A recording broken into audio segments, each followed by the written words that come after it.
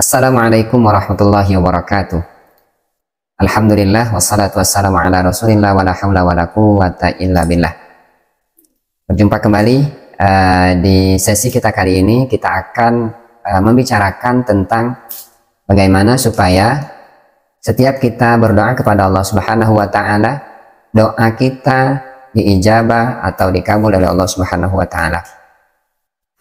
Kalau kita lihat di dalam begitu banyak referensi atau di beberapa kitab-kitab klasik, bagaimana supaya doa kita itu diijabah oleh Allah Subhanahu wa taala.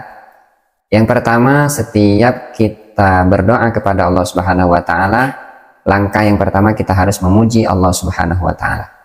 Jadi kita mulai dengan puji-pujian. Misalkan dengan alhamdulillahirabbil alamin atau bismillahirrahmanirrahim alhamdulillahirabbil alamin. Ini langkah yang pertama supaya doa kita atau keinginan kita itu diijabah oleh Allah Subhanahu wa taala. Kemudian setelah itu kita harus bersolawat kepada Rasulullah Shallallahu alaihi wasallam. Misalkan alhamdulillahirabbil alamin, Allahumma shalli ala sayyidina Muhammad wa ala ali sayyidina Muhammad, atau dengan salawat-salawat yang lain. Misalkan salawat tibbil qulub, ya. Allahumma shalli ala sayyidina Muhammadin tibbil qulubi wa dawaiha. Atau dengan salawat fatih misalkan, atau dengan salawat ibrahimiyah, atau salawat-salawat yang lain. Jadi intinya kita setelah memuji Allah Subhanahu wa taala, kita iringi dengan bersalawat kepada Rasulullah Shallallahu alaihi wasallam. Di dalam banyak hadis menyebutkan doa itu dia akan tergantung atau tidak akan sampai ke langit jika tidak diawali dengan salawat. Nah, kemudian setelah puji-pujian diiringi dengan salawat kepada Rasulullah Shallallahu alaihi wasallam, baru kita meminta sesuatu kepada Allah.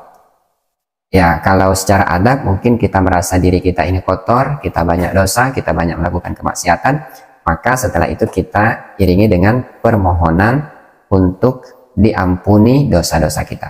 Misalkan kita contohkan alhamdulillahirabbil alamin, Allahumma shalli ala sayyidina Muhammad wa ala ali sayyidina Muhammad. Kemudian kita baru mulai dengan Allahumma gfirli dzunubi.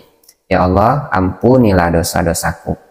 Kenapa? Karena kita ingin pada saat kita memohon atau meminta sesuatu kepada Allah Subhanahu wa taala, kita dalam keadaan suci dan bersih. Jadi setelah kita memuji Allah Subhanahu wa taala, kemudian kita bersalawat kepada Rasulullah Sallallahu alaihi wasallam, baru kita memohon atas dosa-dosa kita supaya diampuni oleh Allah Subhanahu wa taala. Baru setelah itu kita meminta keinginan kita, misalkan minta dipanjangkan umur untuk taat kepada Allah, minta diluaskan rezeki, disehatkan badan. Nah, setelah itu, setelah apa yang kita minta, kita utarakan atau kita memohon kepada Allah Subhanahu wa taala, kemudian kita tutup doa kita dengan sholawat lagi. Jadi misalkan Rabbana atina fid dunya hasanah, ya Allah berikanlah kami kebahagiaan hidup di dunia, kemudian wafil akhirati hasanah, kemudian di akhirat juga kami mendapatkan kebahagiaan, waqina azabannar, dan kami berharap atau memohon kepadamu terhindar dari siksa api neraka. Kita tutup doa kita ini dengan wassallallahu ala nabiyyina Muhammadin wa ala alihi wa sahbihi wasallam walhamdulillahirabbil alamin. Jadi kita awali tadi dengan puji-pujian kepada Allah, kemudian kita bersalawat kepada Rasulullah. Setelah itu kita memohon atau berdoa sesuai dengan keinginan kita. Setelah itu kita akhiri dengan sholawat kepada Rasulullah Sallallahu alaihi wasallam. Setelah itu baru kita iringi atau kita tutup doa kita dengan hamdalah, alhamdulillahirabbil alamin. Nah, inilah langkah-langkah supaya doa kita diijabah oleh Allah Subhanahu wa taala. Semoga bermanfaat. Terima kasih. Assalamualaikum warahmatullahi wabarakatuh.